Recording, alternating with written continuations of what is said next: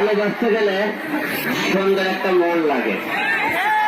কোটি কোটি টাকা দেখতে পারে, তার মন নাই। যার মন আছে তার ধন নাই। আজকের প্রতিক্রিয়া জানতে চাই, এই যে গাড়ির পেছনে আপনি দাঁড়িয়ে আছেন, গাড়িটা আজকে আপনি পেলেন উপহার হিসেবে। আসলে আপনারা সবাই জানেন গত কয়েকদিন ধরে ফেসবুকে মুখলেসুর রহমান ওই গাড়ি দেওয়ার কথাকে খুব ফেসবুকে 24 ঘন্টা লাইভ করতেছে, কথাবার্তা বলতেছে। আমি গাড়িটা অ্যাম্বুলেন্স বানানোর চিন্তা ভাবনা করেছি, জনসেবার কাজে এই গাড়িটা ব্যবহার হবে।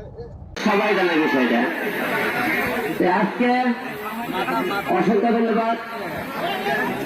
সিলেটবাসী আবারও প্রমাণ করে দিল,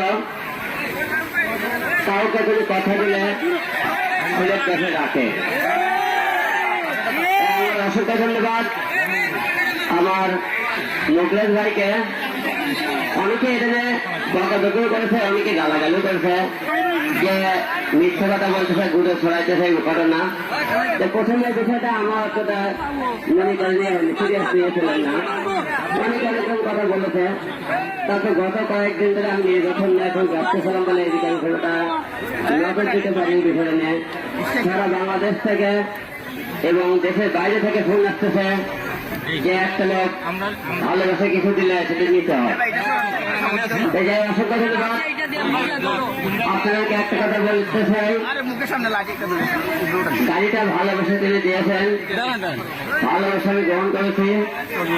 আরেকটা বিষয়, এই গাড়িটা ভালোবাসার জিনিস, ভালোবাসার মধ্যে থাকবে।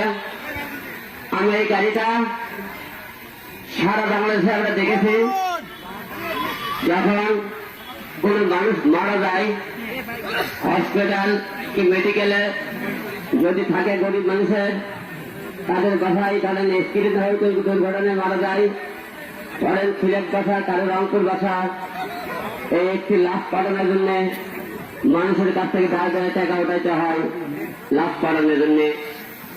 তাই আমি একটা কথা বলতে চাই, এই গাড়িটা আমি উপহার হিসেবে গ্রহণ করেছি ঠিকই, কিন্তু এই গাড়িটা আমরা অ্যাম্বুলেন্স বানাবো জনগণের সেবার জন্য।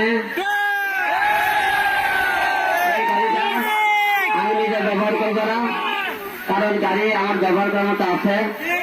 এই গাড়িটা আমি সরকারের এবং অনেকে জনগণ থাকতে পারে, টাকা থাকতে পারে, কিন্তু আমরা অনেক মা রাস্তায় ঠিক করে আমি দেখেছি রাস্তার পাশে লাশ পড়ে থাকে, আমরা গাড়ি থেকে টাকা উঠে উঠে ওই লাশটা দিয়ে বাটানোর ব্যবস্থা করি।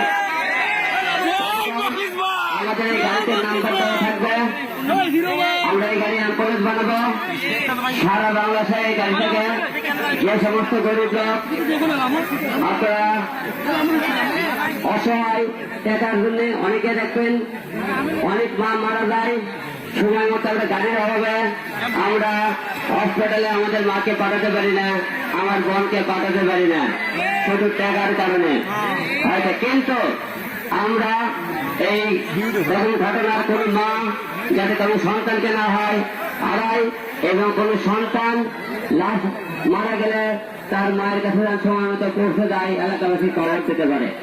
তাই এই গাড়িটা আমরা অ্যাম্বুলেন্স বানাবো।